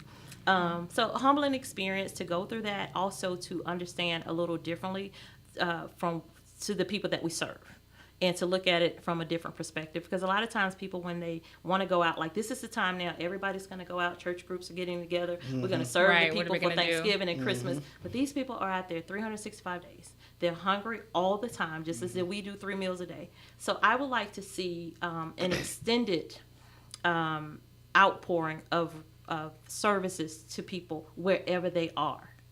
So if you need Neosporin, if you need socks, if you need a blanket, a book bag, whatever it is that you need, I would like to see various cities do more of just not judging for why they're out there and what's going on with them. They're drug addicts, they're this and that. But just let's meet people where they are. Yeah. All right. Well, we're going to stop and take a little bit of a break. When we get back, I want to talk to Erica Wright a lot more about the stigmas of mental illness and what some cities do to kind of counteract that or are not able to do. So stick around with the Leadership Line with Simone Cherie. High-profile influencer or creative that wants to level up in your business? If you are ready to elevate mentally, stand out visually, and dominate digitally, the Brand Doctor has the remedy.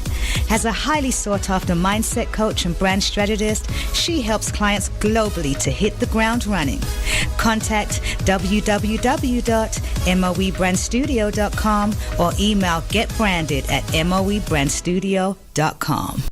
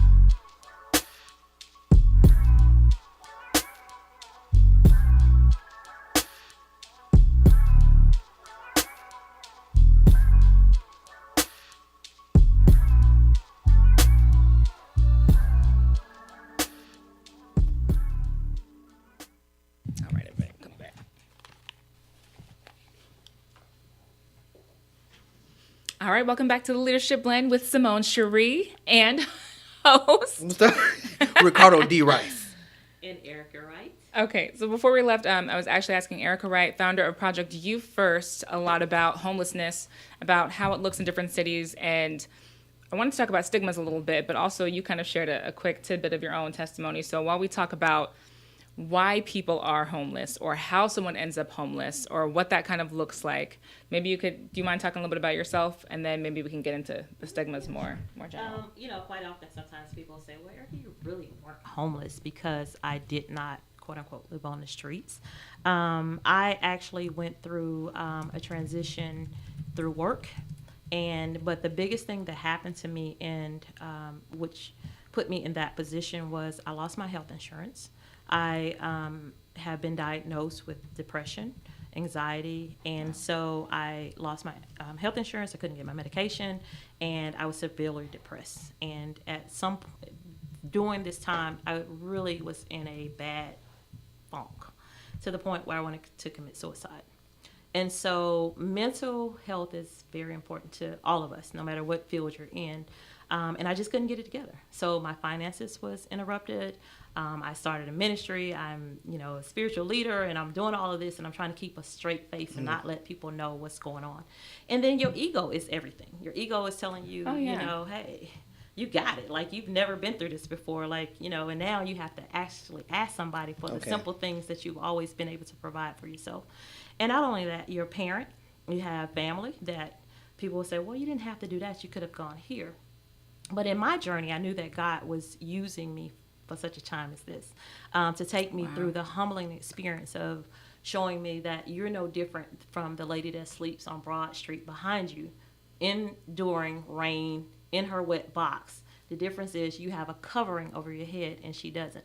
And so everything that I went through, I knew that it was a changing transformation, not just for me, but my family. I mean, I think it brought us closer together because I was able to go into my office, close that door, and be where I needed to be in that transition. I know it wasn't easy for my parents because they were like, hey, you don't have to do that, so on and so forth.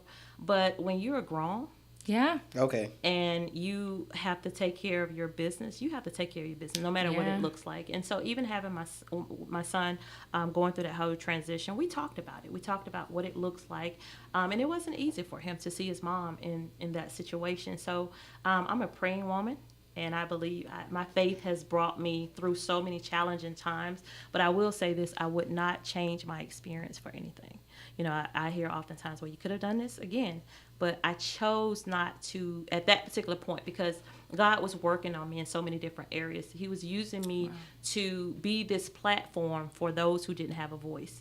Not only the homeless, but we're talking about veterans who suffer from PTSD, different avenues, different mental components, not just with depression. We're talking about anxiety and what it looks like to have a panic attack. Until you experience those things, you really can't talk about it. You can talk about it from a different spectrum. Yeah. And so when I stand up and talk before the people about mental illness, when I talk about sleeping in my office for a year, I can truly tell you what it feels like because I lived it. Yeah. And so the passion and compassion that I have for people who experience living without walls, our friends, that's what I like to call them. They're individuals, they're human beings, they're our brothers and sisters, they're our aunt, they're somebody's child. And so I think if we get back into our spiritual walk when it comes to our brothers and sisters, we should be our keepers. Yeah. What does that look like? It doesn't mean that we have to always give our last dollar, but we can have a pair of socks on a seat. Right. We can have a granola bar as opposed to, well, what are you going to do with it? You're going to go buy alcohol. But I'm going to tell you this, and I say this now because I didn't say this 6 years ago. Okay.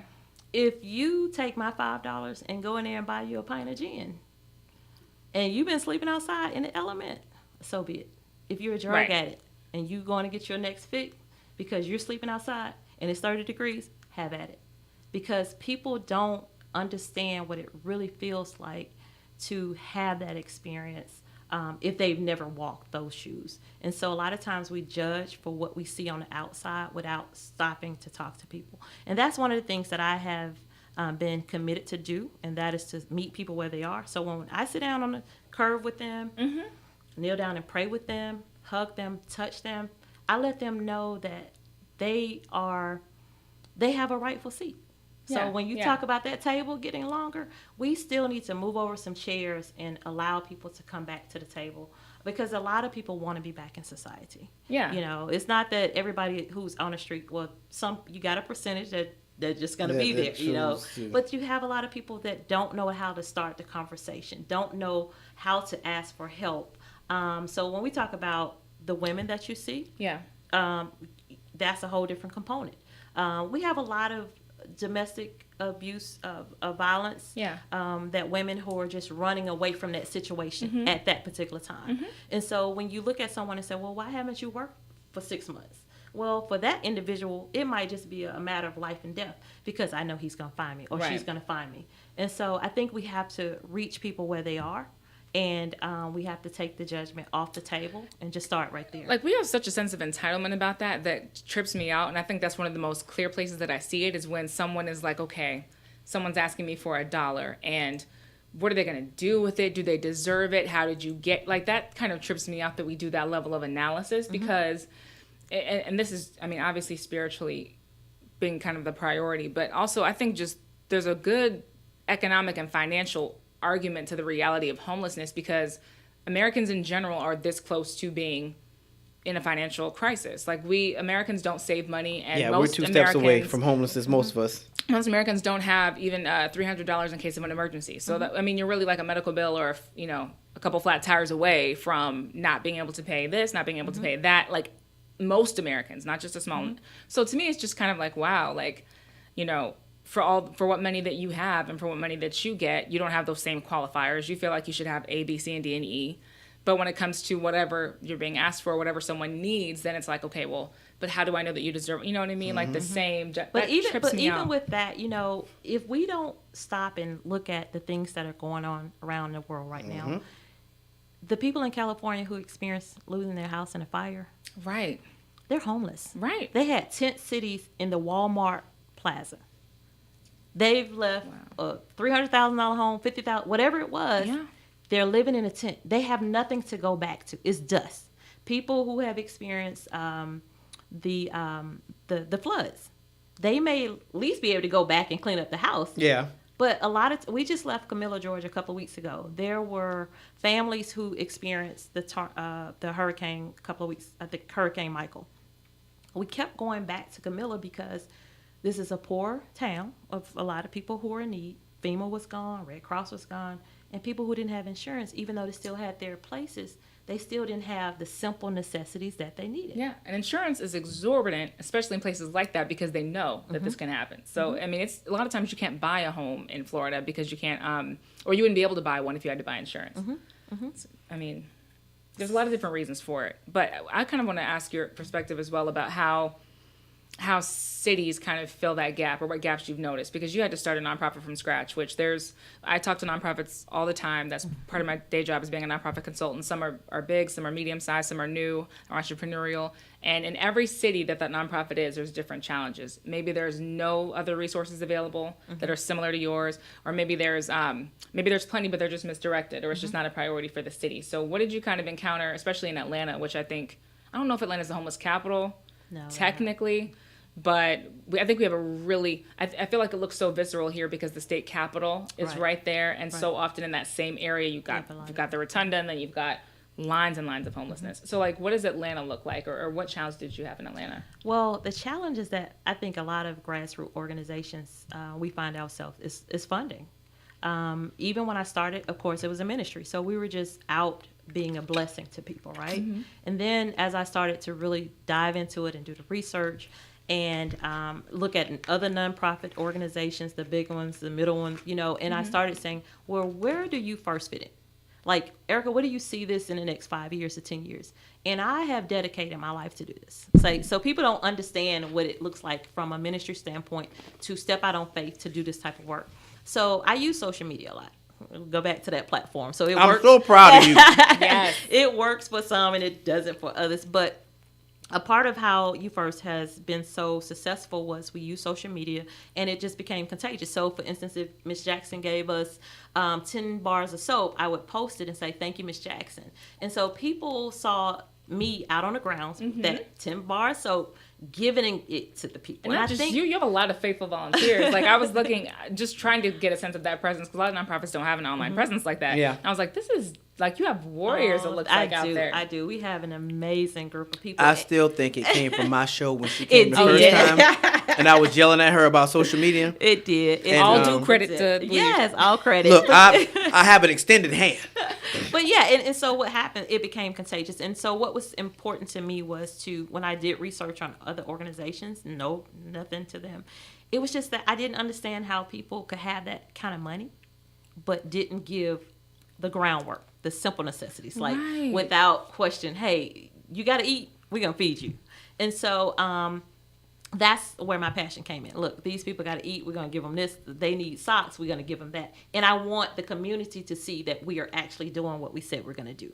And so the hardest thing, of course, now is funding. With us doing 80,000 kits, we did that strictly on the grace of God. We probably raised about $35,000 this year. So to do that is not a small sum of money for anyone who doesn't understand the nonprofit gift space. That is not a small sum. I'm of money. still stuck on the bags she make. I've seen them bags. I don't see, because you have a storage unit, right? We have a 10 by 10 at U-Haul, which we do need a storefront. But even with that, what I had to learn to do, there are a lot of things that I would like to put in the kits, of course, but we've learned to simplify the kits to their needs. So right now, even in the city of Atlanta, there are shelters that open up every day. We'll use Gateway for an example. I think they allow even maybe 300 people to come in and shower. That's a pretty big one. 300 people. Can you imagine? Every day. So our kits are really not even making a damage.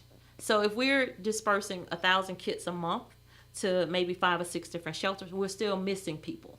So what we've learned to do is we buy in bulk. My favorite is Walmart washcloths. They're like $3 because I believe in giving people something, not just giving them something. I want them to have beautiful colors, quality this and quality really? that. I don't think they care what color the washcloth is. But you'll be surprised, because even in that, when you're giving somebody something who hasn't had something, when you give a young lady a pink washcloth, it lights her face up. Yes, I was gonna say, please talk more about like the dignity piece. Like, dignity is, I think, one word in your mission statement, but dignity is such a big thing, and like there's definitely a shame involved in not having a home. And when you think about like those basic necessities, a lot of organizations don't focus on that. Maybe they are helping people to find homes, maybe they are even giving out food, but you have to feel like a person. Exactly. There's a level of hygiene, a level of care. Women have their own needs for care that you just aren't necessarily going to have, especially if you don't have the means to have it. So and there's we have a lot of homeless visit my church. My home church is in downtown Atlanta. And one of the first things that a young woman I met wanted to talk to me about was makeup. She was like, "Oh, do you have makeup? Will you do my makeup?" Like, she wanted to feel like a person. She wanted to feel like a person. And I just can't speak enough. enough. Dignity is everything. Even with me, I would get up early in the morning because I wasn't supposed to be staying in the office, but I would go in and hurry up and go into the restroom before people would come to work, and I would go and get in my car and come back around, and I would walk in like, "Hey, I just left from home." Right. And so that, I think it's very important to give people the simple necessities, but also give them dignity. And so even with that, I'm very particular about how we give it, when we, how we present the packages. I don't just give someone anything. Like leftovers. I don't believe in that. So even with that, we've learned to simplify the bags. We buy in bulk at Amazon. Toothbrushes. Oh, God. Toothpaste. If it gets it done. Right, and travel size soap. So even if someone just takes that bag that particular day and go to Gateway and they shower, I feel like we have done a little bit of what we can do in the community. But I just can imagine what we could do with the grants. We haven't had a grant writer. We haven't had a grant. These are just from donors who watch us on social media, who say, "Hey, we want to be a part of it." Talking about Giving Tuesday. And last year, we raised $3,000. This year, we raised $50. But that's just what happens in the world of giving. Yeah. There are a lot of big organizations who can run commercials, who can show pictures, and who can do that. And hit up corporations. Yeah, corporations. Yeah. And so even with that, you have so many people in the pool. I watch a lot of grassroots organizations on my social media in different places, and hats off to them, because they're out in the morning, late at night, passing food out. when people are sleeping in their warm homes. And so we don't get the funding. We're begging Walmart for just, if we've given out 80,000 washcloths, most of them have come from Walmart. But I can't give Walmart to give us a grant. See, and that would be perfect branding just for them. Right. But no, that's a really good point. But grassroots, I think, is just the way to go in so many different ways. Like a lot of the nonprofits I talk to have, and they may be small, or maybe they're established, but overhead is a big deal for a nonprofit. Like people want to know what they're giving to, and people want to feel like they're making a difference. But a lot of organizations are very cluttered actually with so much infrastructure.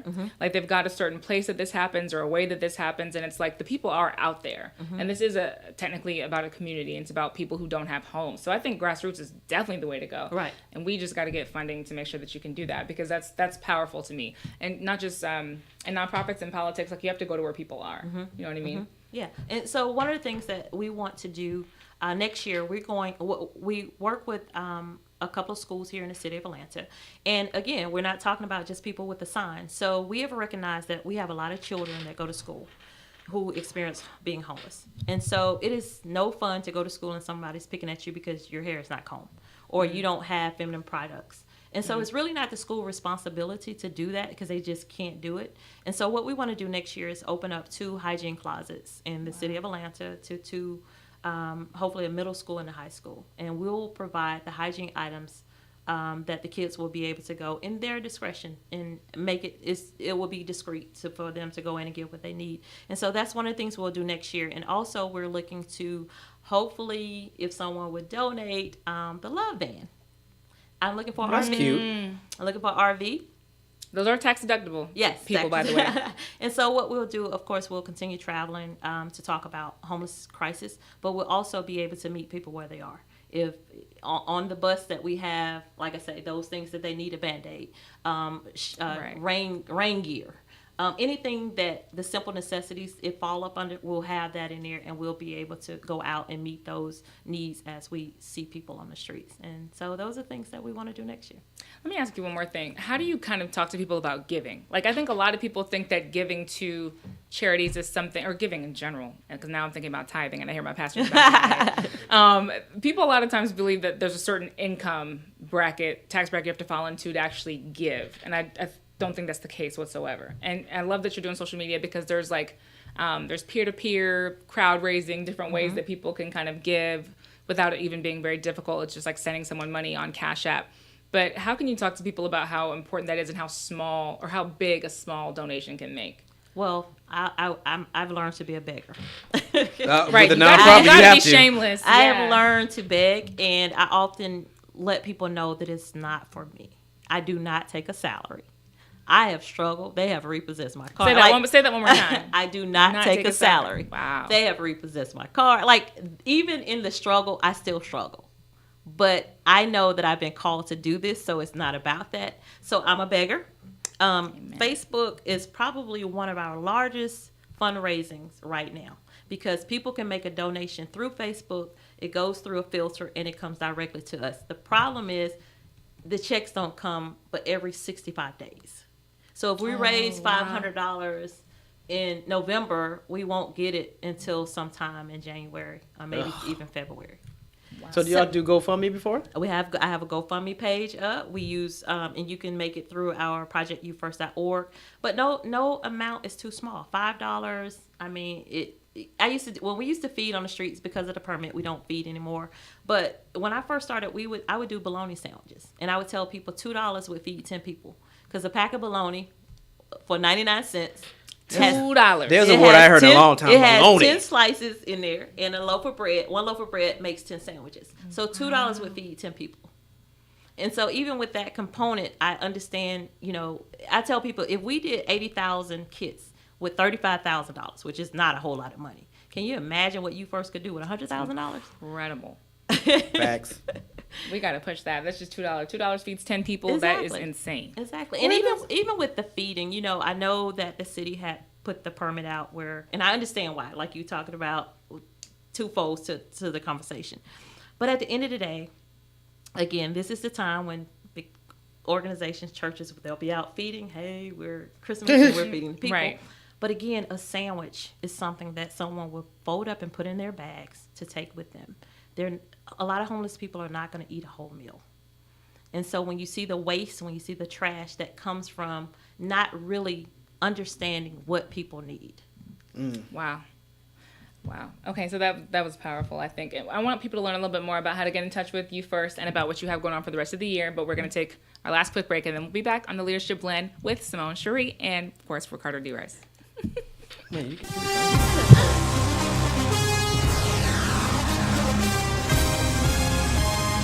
Attention sports fans, tailgate season is here, but you can't keep doing what's been done. It's time for a change. A change? Yes, a change. This year, take your tailgate game to the next level with mobile tailgate parties. That's right, mobile tailgate parties. Throwing all-inclusive tailgate parties since 2011. What? All-inclusive? Yes, all-inclusive. Rent the ultimate tailgate party trailer for the day or the weekend. We'll even travel out of town to do your party. Throwing the best party couldn't get any easier. Our fleet of trailers range in size and price from economy to deluxe. Each trailer comes equipped with a large screen TV, coolers, audio connections for music and amplified sound, satellites to broadcast your game, a grill, and the ladies' favorite part, a private bathroom. No more porta potties for your guests. Score! Or upgrade your experience. The deluxe tailgate experience could include event consulting, a grill master, Rainette Grilling, multiple TVs, tents, chairs, a DJ, host, and more. The big game is coming, so get your free quote today at 678-516-1312. That's 678-516-1312. Or visit us on the web at www.mobiletailgateparties.net. That's www.mobiletailgateparties.net. Be the envy of the lot this season with mobile tailgate parties. All right, everybody, we're back on the Leadership Blend with Simone Cherie and Ricardo D. Rice. And Erica Wright. Okay, so we don't have that much time left together, but I wanted to talk to Erica Wright a little bit more. Obviously, she's the founder of Project You First, and if you haven't been listening, they're an incredible nonprofit organization. They're founded in Atlanta, but do work everywhere, grassroots, restoring dignity to homeless people, providing supplies that they need. It's the end of the year, so I want you to talk to people about what you have coming up and how they can help you. All right. Well, our next event, which will be pretty much our last event for the year, we've taken on about 50 to 100 families that we've recognized through DFACS in the city of Atlanta. So we will be together at the C.T. Martin Center. That is this Saturday from 10 to 2 p.m., December the 8th. We will actually, I love this about Christmas. So we'll have the toys set up from Toys for Tots. We received about 300 toys. And so the volunteers will get a chance to take a family and shop for that family. They'll pick out the toys for each family child, depending on the age, and they'll wrap the toys for the family.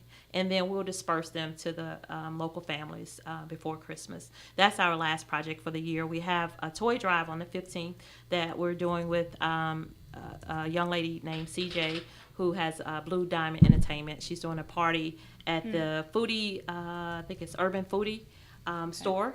That is December the 15th. Okay. And so you can follow us again on social media. The word is, give your hand. Yeah, You First, just the letter U, the word first, or Project You First. It's a group. And then please check out our website, projectyoufirst.org, and you can make your financial donations through the website as well. Okay, so the website's the best place that you think people can give. Okay. Mm-hmm. Can you just say, I think for the end of the year, not just in the spirit of the Christmas season, but talk about the importance, I think, of not just this time of the year, but also as people are thinking, okay, well, maybe I'll volunteer, maybe I'll feed someone, or maybe I'll give a little bit, like, just how real homelessness is, the priority that this is. I think a lot of times people get what's called, I think it's called sentiment apathy. Mm-hmm. And a lot of it comes from watching a lot of news as well, is that we can become so overwhelmed, I think, sometimes with, well, there's animal groups that need help, or there's environmental groups that need help, or there's veterans that need help. And I think sometimes people become so split that they do nothing. Right, do you know what I mean? Right. Well, let me say this. Depression is real. This is a difficult time of the season for a lot of people, grieving and so on and so forth. I found You First to be my lifesaver. This organization, the people that I serve alongside, this gives me hope that tomorrow is going to be better. And so the people that we come in contact with, they are, again, human beings. And just to give dignity however we can. And so what I encourage people to do is lead with their heart, have compassion and not just sympathy, but have empathy. And so when you're making that decision to be that beacon of light to people, decide what it looks like for you as an individual. But I think we have to start getting involved and getting into the fight. We have to get in the fight of your justice cause. Right. So whatever it is, animals, human, just get into the fight. We have this, to me, brings the community back together, and it brings a wholeness to the world in which we're trying to make a difference in. So again, this is the season where people are apt to help. So whatever your cause is, I say get out there. But if you would like to volunteer with You First, go through our website, projectyouFirst.org, and we would love to have you on the team. Okay.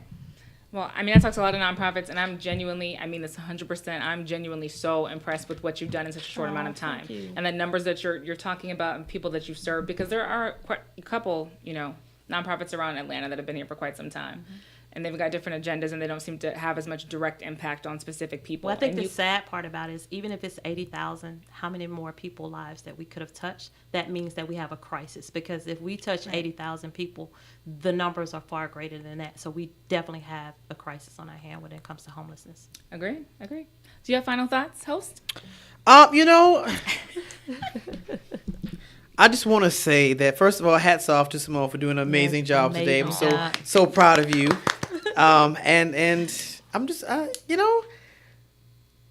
are certain people that come through. I actually am liking over here because I don't have to think. I don't have to moderate. I can just go for broke, which is kind of what I've been doing all morning. So that's why everybody's like, okay, I never heard you talk this much, because normally I don't get to, because I have to, be all moderate-ish and not talk a lot. But today was really fun to be able to go for broke. No, like I told Erica when she came the first time, she's like a sister now. This is my extended family, and these are the people that are in my circle.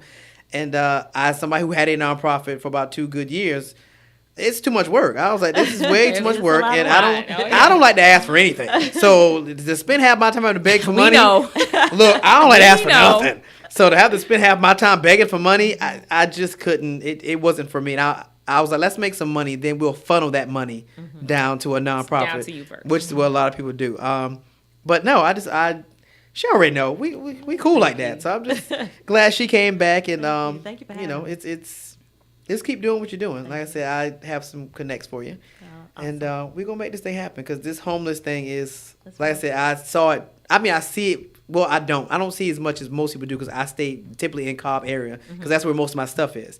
But like today, I was out down near downtown, and I literally was at a stop sign. And there was a dude like not even a couple of feet from me on a cardboard box, like balled up, and he had to be an older gentleman, just it's sleep. Definitely out there. I mean, today wasn't cold, but I can imagine on a cold day, he don't have a cover, he doesn't have anything. It's just him in his clothes, balled up on a cardboard. I'm just like, I can't imagine. I don't like to be cold. So well, look, nobody does. We can be blind to it. So everybody, I just want to encourage people again, go to projectyouFirst.org. You'll find out more information. Do you want to talk about what you have next what we have next for the Leadership Blend? Yeah. So on Friday, we're actually looking at another nonprofit. You should have that ready today. Huh? And then today too. Friday we have Tony Blackburn, who runs a nonprofit. Crap. Look. Rice Community. I'm supposed to be on break. You supposed to know this stuff. I'm on break. You checked out a little. You supposed to know this stuff. Here's what I'll say though. Go to ricecommunity.com. Ricecommunity.com is going to have more info. It's going to have also Erica's bio, so you can read a lot more about what she's done so far and what she's going to do. We are going to have Tony Blackburn, and I think when we do get a chance on Friday, again, it's from 12 to 2. We'll talk about 501c3s, nonprofits, and we'll talk about the work that he's doing. Again, he's also helping the homeless people in and around Atlanta. His is Hands Out for the Homeless. Hands Out for the Homeless. Nonprofit. Anthony Blackburn will be here, and I think he's bringing his executive director too. So there'll be 2 of them here. Again today, an hour and a half from now, 3:30. I want you to find the Now Network, and I want you to tune in. It's my first show, and I'm beyond excited. Shouts out to Rhea, who's been a correspondent. She's an intern who has sat on this show before. She edited it. First time out the gate, so take it with a grain of salt, but listen to the information. And every Monday, an hour and a half after the Leadership Blend radio is the Leadership Blend TV. So we just make this thing happen, because I'm building this empire and I'm getting this money, so I can help out my homies. That's right. We have these nonprofits, so we don't all have to beg for money. Right. We can just get it. All right. So thank you, everybody. Thank you for tuning in. We'll see you again on Friday at noon for the Leadership Blend on IBNX Radio. Awesome.